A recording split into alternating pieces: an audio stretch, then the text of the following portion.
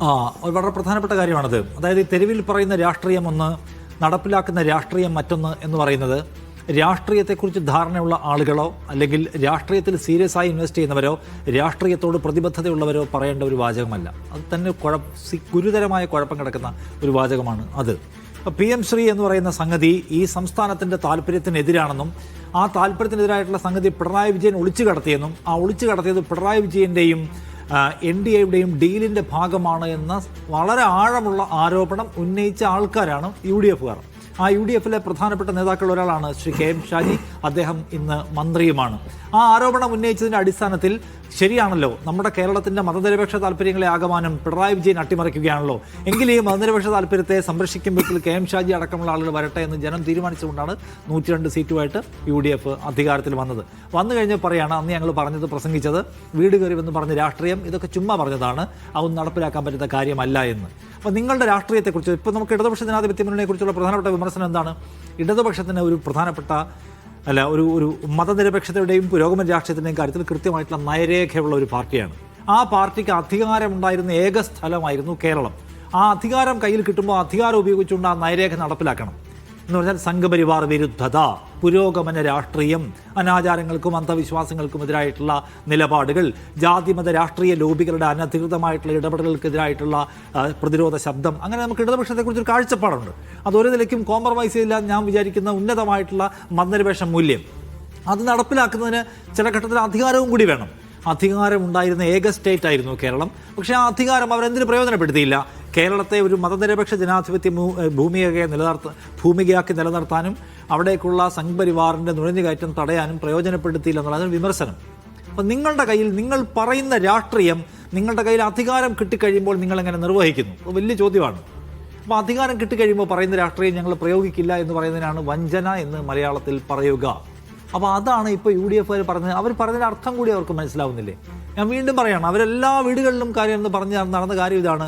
മുസ്ലിം ലീഗുകാർ പ്രത്യേകിച്ചും, അതായത് നോക്കൂ, PM ശ്രീ നടപ്പിലാക്കപ്പെടാൻ പോവുകയാണ്, PM ശ്രീ നടപ്പിലായാൽ ഹിന്ദുത്വ ആശയം സ്കൂളുകളാകെ പടരും, പിന്നെ അറബിക് വിദ്യാഭ്യാസം എന്ന് പറഞ്ഞ പരിപാടിയില്ല, ഇസ്ലാമിക് ഹിസ്റ്ററി എന്ന് പറഞ്ഞ പരിപാടിയില്ല, എല്ലാം തച്ചുടയ്ക്കാൻ പോകുന്നു. ആ തച്ചുടയ്ക്കാനുള്ള പരിപാടിക്ക് കുടപിടിച്ചു കൊടുക്കുന്നു ആര്?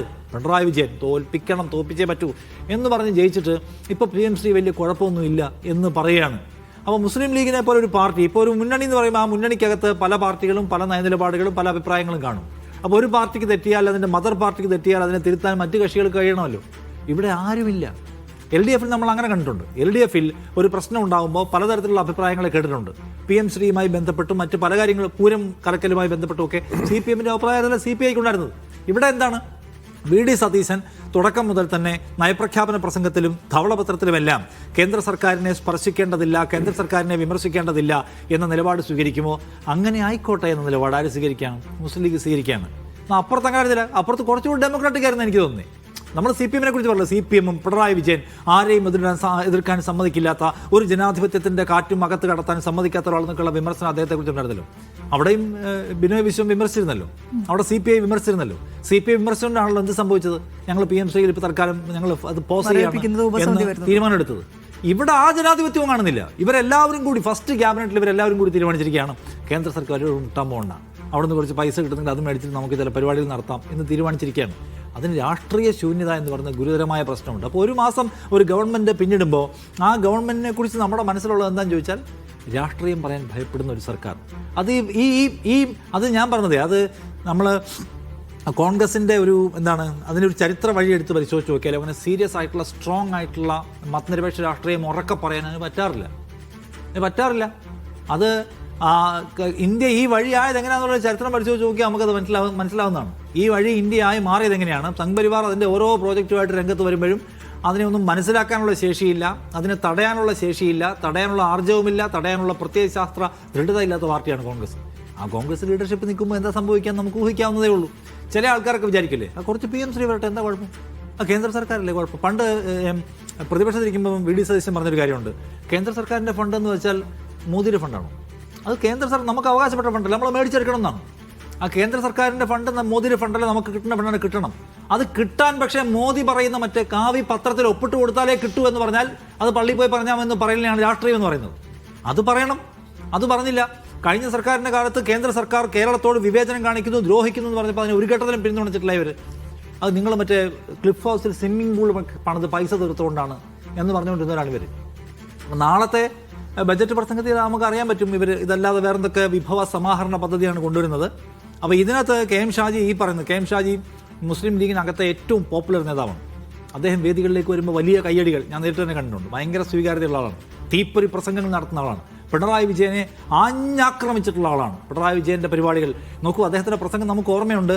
ഞങ്ങൾ അധികാരത്തിൽ വരുന്നത് LDF സർക്കാർ അധികാരത്തിലുണ്ടായിരുന്ന സമയത്ത് മലബാർ മേഖലയോട് മൈനോറിറ്റിയോട് കാണിച്ച അതിക്രിയകളെല്ലാം പരിഹരിക്കാനാണ്, ആ ബാക്ക്ലോഗ്സ് പരിഹരിക്കാൻ കൂടിയാണ് ഞങ്ങൾ വരുന്നത്. അത് പലതരത്തിൽ വ്യാഖ്യാനിക്കപ്പെടുകയും അല്ലെങ്കിൽ തെറ്റായി വ്യാഖ്യാനിച്ച് ആക്രമിക്കുകയും ചെയ്തൊരു പ്രസ്താവനയാണ്. പിന്നെ മതം പ്രശ്നമാണ്, മതത്തിൻ്റെ പേരിൽ ഞങ്ങൾ ആക്രമിക്കപ്പെടുന്നുവെങ്കിൽ ഞങ്ങൾക്ക് ആ മതം പ്രശ്നമാണ് എന്നൊരു പൊളിറ്റിക്കൽ സ്റ്റേറ്റ്മെൻറ്റ് നടത്തിയാണ് അദ്ദേഹം. ഇപ്പോൾ അദ്ദേഹം പറയാണ് അതൊക്കെ ഞങ്ങളുടെ തെരുവ് പ്രസംഗമാണ്, ആ തെരുവ് പ്രസംഗം നിങ്ങൾ ഞങ്ങളുടെ രാഷ്ട്രീയ നിലപാടായിട്ട് കാണേണ്ട കാര്യമില്ലെന്ന്. ഞാൻ ചോദിക്കുന്നത്, ഇവരെന്തിനാണ് ഈ കോംപ്രമൈസ് എടുക്കുന്നത്? ഈ ഷംസുദ്ദീനും കെ എം ഷാജിയും കുഞ്ഞാലിക്കുട്ടിയും ഇവരെല്ലാവരും കൂടി ഈ കോംപ്രമൈസ് എടുക്കുന്നുള്ള ഉദ്ദേശം എന്താണ്? ഗുണം എന്താണ്? ഇവർക്ക് എന്താണ് ഗുണം? അത് വിശദീകരിക്കണം. രണ്ടാമത്തെ കാര്യം, ഈ PM ശ്രീയാണ് ഡീലിൻ്റെ ആണിക്കല്ലെന്ന് പറഞ്ഞവരാണ് ഇവർ. ആണിക്കല്ലെന്ന് പറഞ്ഞപ്പോൾ എന്ത് ചെയ്തു? അറ്റ്ലീസ്റ്റ് LDF ഗവൺമെൻറ് എന്ത് ചെയ്തു? അത് പോസ് ചെയ്തു. ഞങ്ങൾ ഈ പരിപാടിക്കില്ലാന്ന് കത്ത് കൊടുത്തു. ഇവരത് തുടരാൻ പോവാണ്. അപ്പോൾ സത്യത്തിൽ ഈ ഡീൽ എന്ന ആരോപണം ഇവർ സമ്മതിക്കുകയാണോ? ഡീൽ എന്ന ആരോപണം ഇവർ സമ്മതിക്കുന്നുണ്ട്. PM ശ്രീ ഡീലായിരുന്നു എന്ന് അന്ന് പറഞ്ഞ നിങ്ങൾ ഇവരുമായിട്ട് ഓൾറെഡി ഡീലായി കഴിഞ്ഞിട്ടുണ്ട്. CPM ഇനി തിരിച്ചു വരരുത്, അത് തകർക്കണം എന്ന ഡീലിലാണ് നിങ്ങളുള്ളത് എന്ന ആക്ഷേപം തിരിച്ചുന്നയിക്കാമല്ലോ. അതുകൊണ്ട് പരിഹാസ്യമായ ഒരു നിലയിൽ PM ശ്രീയുടെ കാര്യത്തിൽ കേരളത്തിലെ UDF നേതൃത്വവും അതിലെ പ്രധാനപ്പെട്ട കക്ഷികളും എത്തി നിൽക്കുന്നു എന്നതാണ് യാഥാർത്ഥ്യം. അതുകൊണ്ട് അത് വിശദീകരിക്കാൻ അവർക്ക് കഴിഞ്ഞിട്ടില്ല. ഞങ്ങൾ ഈ ആകെയുള്ള ടെക്നിക്കൽ സാധനമാണ്. കേന്ദ്ര സർക്കാരിൻ്റെ അടുത്ത് പോയി കേരള ഗവൺമെൻറ് ഒപ്പിട്ട് കഴിഞ്ഞിട്ടില്ല. ഇനിയിപ്പോൾ ഞങ്ങൾ എന്ത് ചെയ്യുന്നുള്ള ചോദ്യമാണ്. എന്നാൽ പോലും പറയാമല്ലോ, രാഷ്ട്രീയം ഞങ്ങളെതിരാണ് ഇതിന്, ഇത് ഞങ്ങളുടെ നയത്തിനെതിരാണ്, കേരളത്തിൻ്റെ താല്പര്യത്തിനെതിരാണെന്ന് പറയാമല്ലോ. അത് പറയുന്നില്ലല്ലോ. അതിൻ്റെ അർത്ഥം അവനടുത്തൊരു സോഫ്റ്റ് നിലപാട് എടുക്കുന്നതാണ്. ഈ പരിപാടി കൊണ്ട് പോകുന്നത് രസമായിരിക്കും എന്നാണ് എനിക്ക് തോന്നുന്നത്. ഇതുകൊണ്ട് പോയാൽ ജനം വോട്ട് ചെയ്തിട്ടുള്ളത് നിങ്ങളുടെ സൗജന്യങ്ങൾ കണ്ടല്ല, നിങ്ങൾ ഉറക്കെ പറഞ്ഞ രാഷ്ട്രീയം. ഇപ്പോഴെന്താ 100 തെരഞ്ഞെടുപ്പുകൾ നാം തോറ്റുപോയാലും മതനിരപേക്ഷത എന്ന ആശയത്തിൽ നാം കോംപ്രമൈസ് ചെയ്യരുത്. ഞാൻ ഈ സത്യപ്രതിജ്ഞയ്ക്ക് പോയതാണ്. അവിടെ ചെല്ലുമ്പോൾ VD സതീശൻ്റെ ഈ ബൈറ്റ് മാത്രം ഇടയ്ക്കിടയ്ക്ക് പ്ലേ ചെയ്യും. ആദ്യം ഒരു പാട്ട് വരും, അതിനിടയ്ക്ക് മതനിരപേക്ഷതയോട് നാം കോംപ്രമൈസ് ചെയ്യരുത്, പിണറായി വിജയനും VD സതീശനും തോറ്റുപോകും, നിങ്ങൾ കോംപ്രമൈസ് ചെയ്യുക. അപ്പോൾ ആ ജനങ്ങൾ ഹർഷാരവം മുഴക്കാണ് ഈ ബൈറ്റിനാണ്. കാരണം ജനത്തിൻ്റെ ഒരു ഹോപ്പ് മൊത്തം ഇതിലാണ്. ഇപ്പോൾ വന്നിട്ട് പറയാണ് തെരുവിലെ പ്രസംഗം വേറെയാണ്, ഇത് വേറെയാണ്. കോമഡി എങ്ങനെയുണ്ട്? ജനം ഈ പരിഹാസം ഉണ്ടല്ലോ, പരിഹാസം അത് പിണറായി വിജയനോടായാലും VD സതീശനോടായാലും ജനം ക്ഷമിക്കുന്ന സംഗതിയല്ല എന്ന് ഓർത്തിരിക്കട്ടെ ഞാൻ പറയാം.